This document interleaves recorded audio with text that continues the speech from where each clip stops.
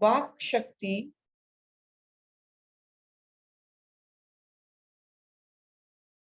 या शब्द की जो गति है वो 4 प्रकार की हो सकती है। वैखारी, मध्यमा, पश्चंती, परा। ये ओंकार नाद में ये चारों वाक निहित है।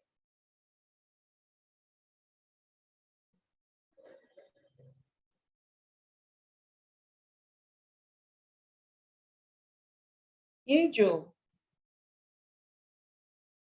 वाक जिसमें भाव की प्रकाश होती है, आप कहां से हो, आपकी वाक से आपका पता चलता है। आप कहां से हो, किस लोक से हो, भूलोक से, गोलोक से, ब्रह्मलोक से, विष्णु लोक से, कहां से आप हो।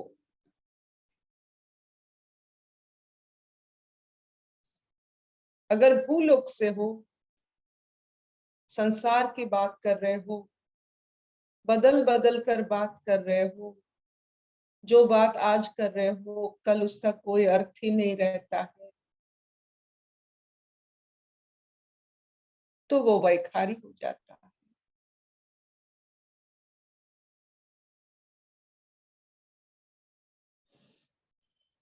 अगर उत्साहपूर्ण बात, जिस वाक से सब में उत्साह, जीवन जीने का उत्साह आ जाता है,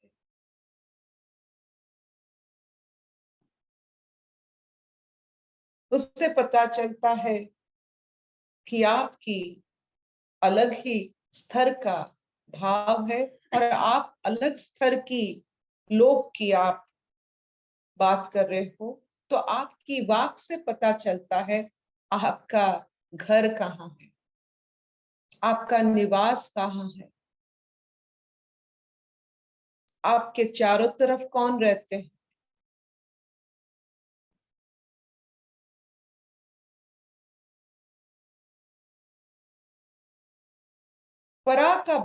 परा शब्द या वाक का जो लोक होता है वो ब्रह्म लोक होता है, जिसमें सत्य विराजमान। ये जो भू भुव स्व, ये सब ये वाक गति और कौन कौन से लोक से हमारे नाता रिश्ता है, ये पता चलता है हमारे वाक या वाणी की माध्यम से।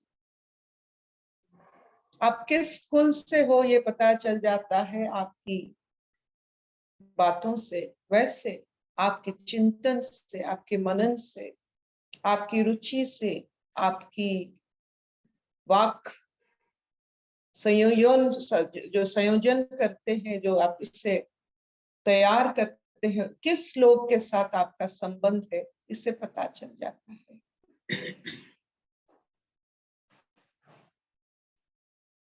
तो आज मोक्ष संन्यास योग की 69th श्लोक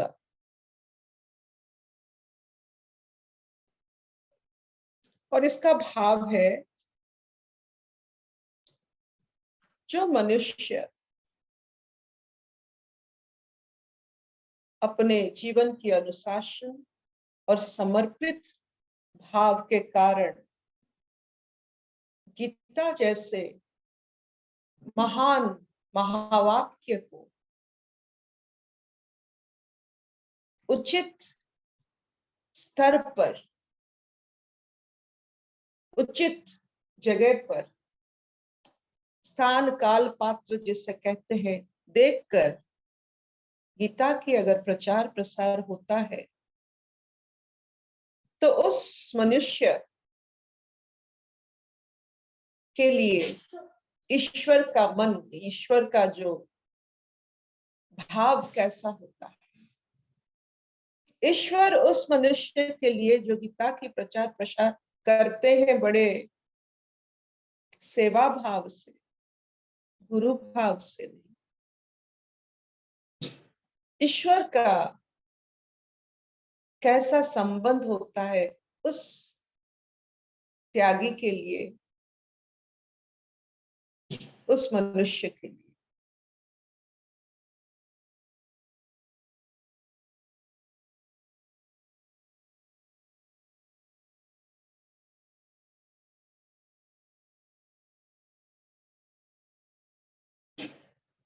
न च तस्मात् मनुष्यस्यु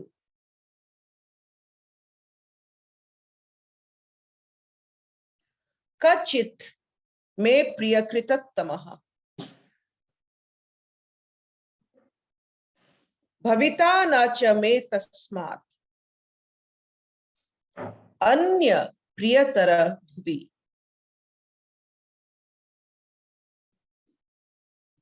जो ऐसे महावाक्य की प्रचार प्रसार करता है अपने वाक शक्ति से और जिस वाक्य उसकी निष्ठा से, जिस वाक्य में उस मनुष्य की निष्ठा से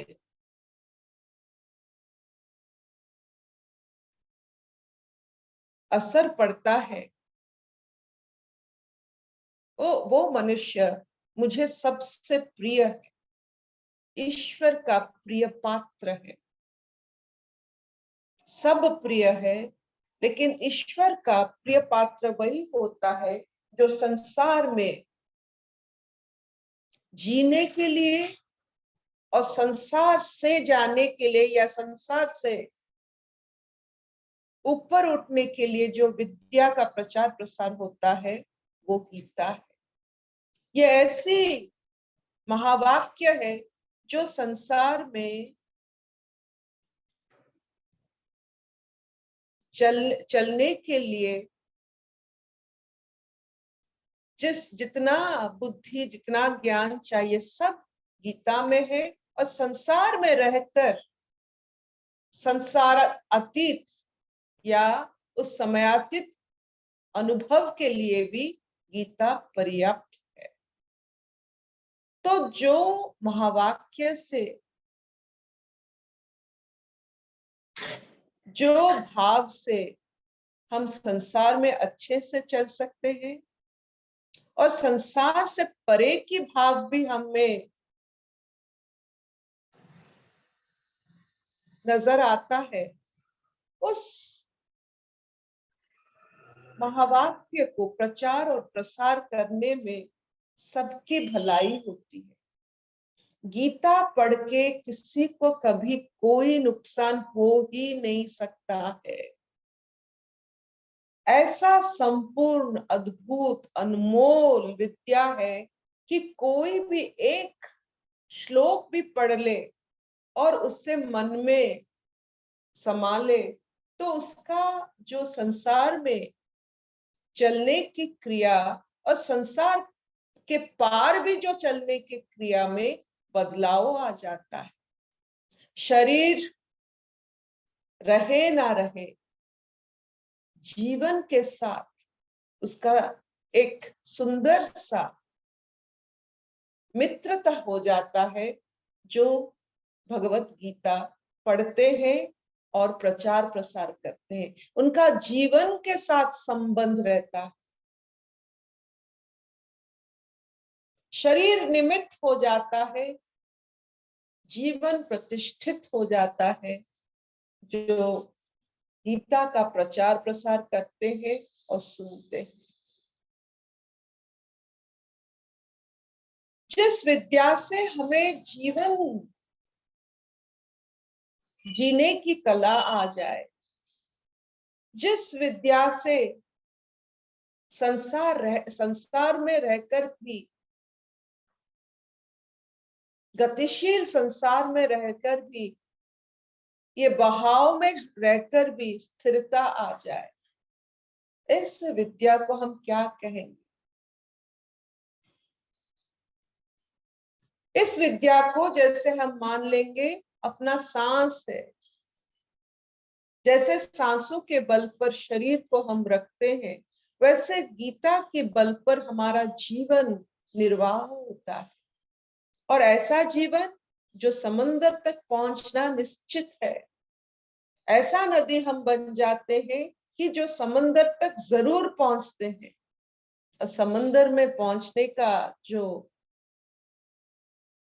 उदारता, जो विशालता की भाव आता है, उसका अगर एक झलक हम निदर्शन कर दे यहाँ इस भूलोक में, तो ये संसार स्वर्ग बन जाता।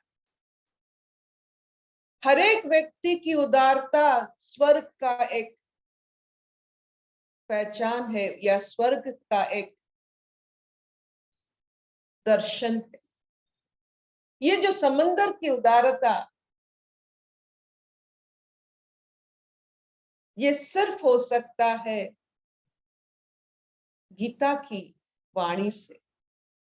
गीता की हमारे ऊपर जो करुणा होती है, उस करुणा से के बल पर हम इतना वैभवशाली, संपूर्ण और उदार विराट बन जाते हैं कि स्वर्ग प्रतिष्ठा हो जाता है। भूलोक में स्वर्ग लोक, भूलोक में गोलोक, भूलोक में ब्रह्मलोक, भूलोक में वैकुंठ हो जाता है। जहां गीता की वाणी होती है, वहां कृष्ण रहते हैं, रहते हैं। जब भी आप कोई भी गीता की जो भाव है उसमें आप आह्लादित हो जाते हो, वहां आपकी वो जो आह्लादनी शक्ति है वो कृष्ण को प्रकट करते हैं आपके जीवन में।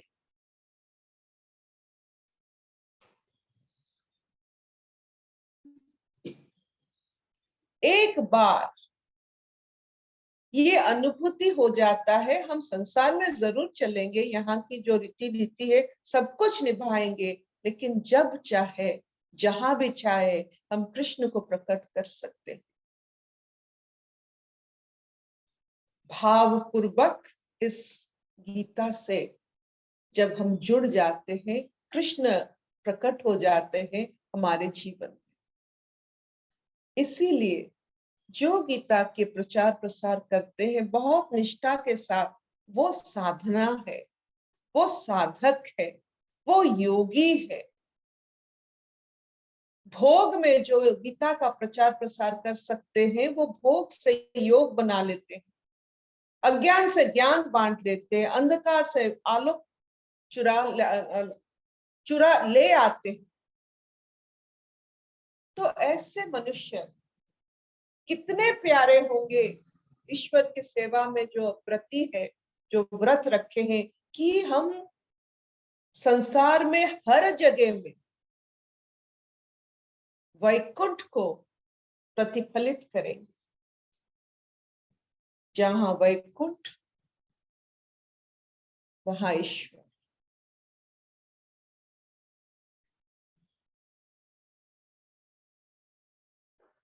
ये छोटा सा श्लोक है, लेकिन ये साधना का श्लोक है।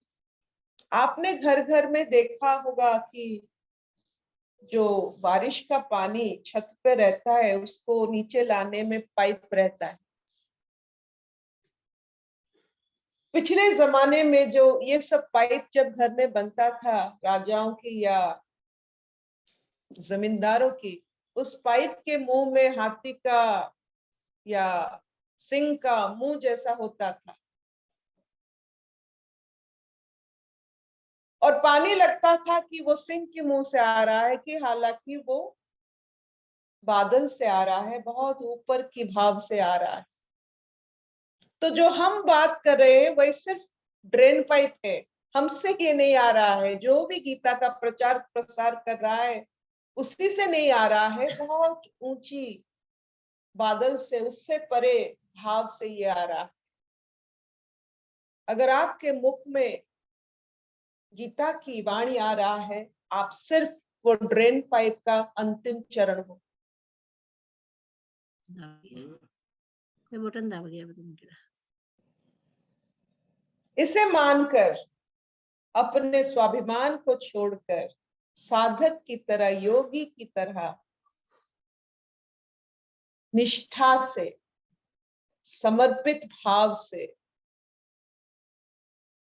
लोक कल्याण के लिए जब हम ये विद्या प्रचार प्रसार करते हैं, मां सरस्वती की उपासना होती। मां सरस्वती के पास बैठते, उपासना मतलब पास बैठना, गोदी में बैठना।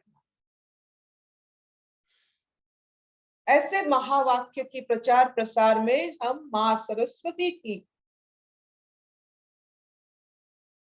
उपासना करते हैं, पास बैठते हैं। माँ की ममता मिलती है, मुक्ति मिलती है, हर जगह अनंत आनंद की फुहार की जो डिस्कवरी है, आविष्कार होती है।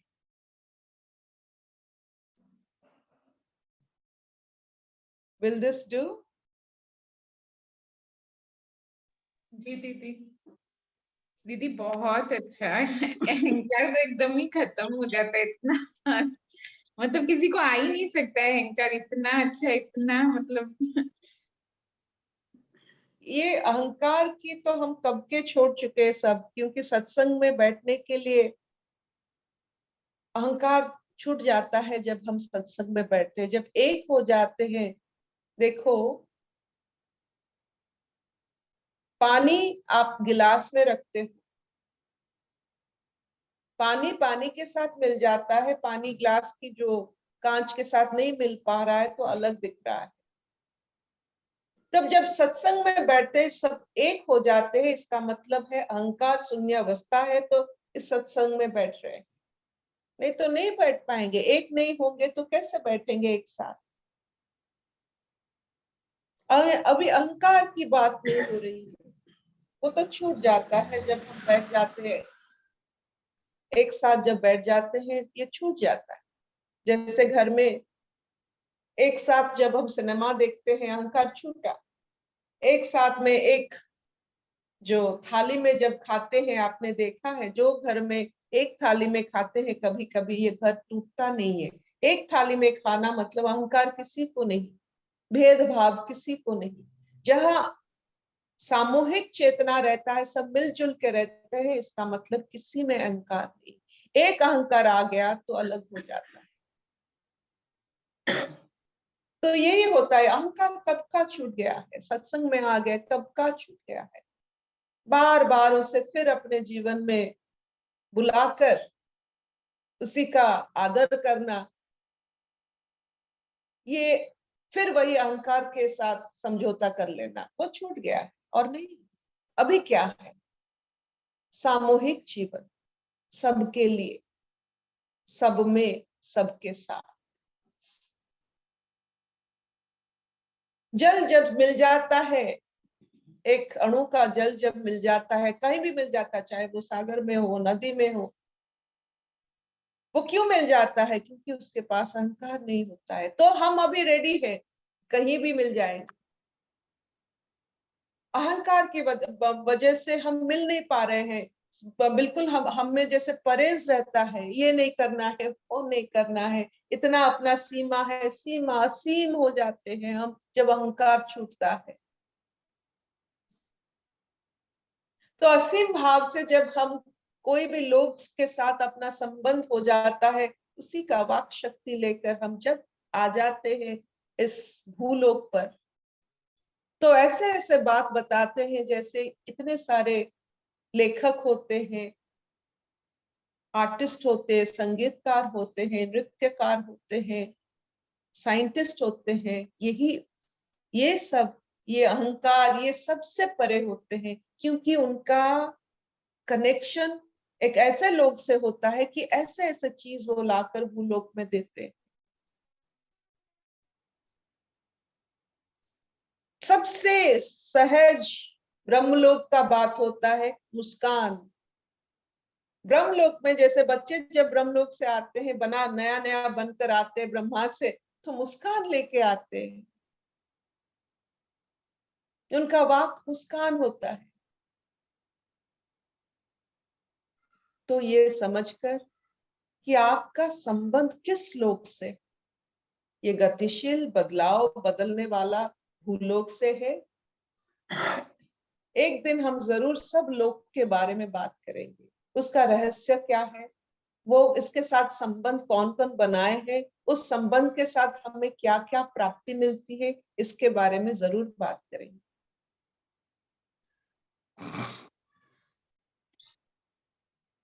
चबिनानी चलिब एतिकी। हाँ हाँ सब बढ़िया।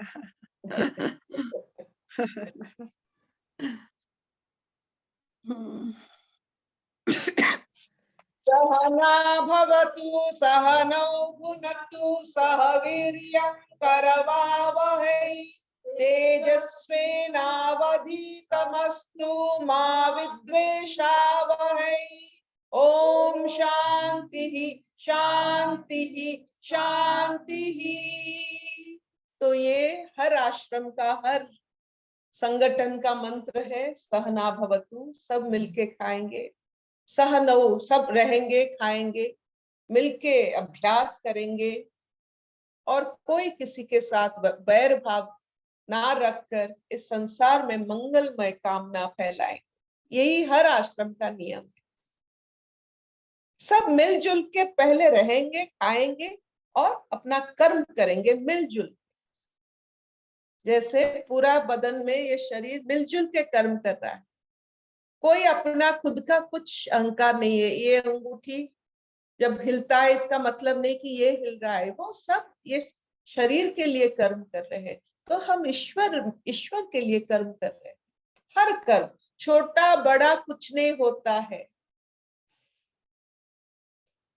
ठीक नमक डालना ये छोटा कर्म नहीं है।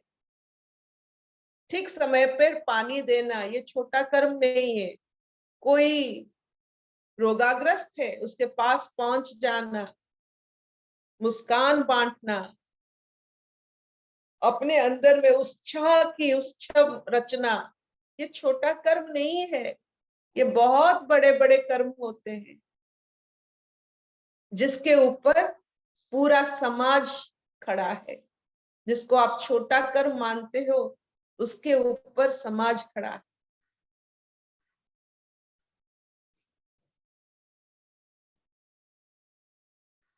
So thank you for listening to this class, Science of Our Living. Thank you so much for listening to it.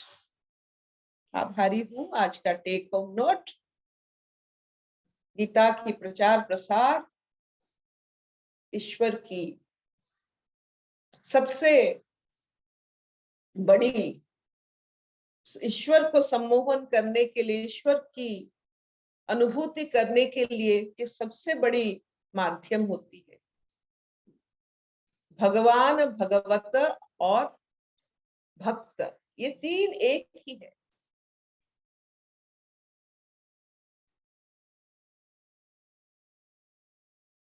Any questions from anyone? कोई questions है?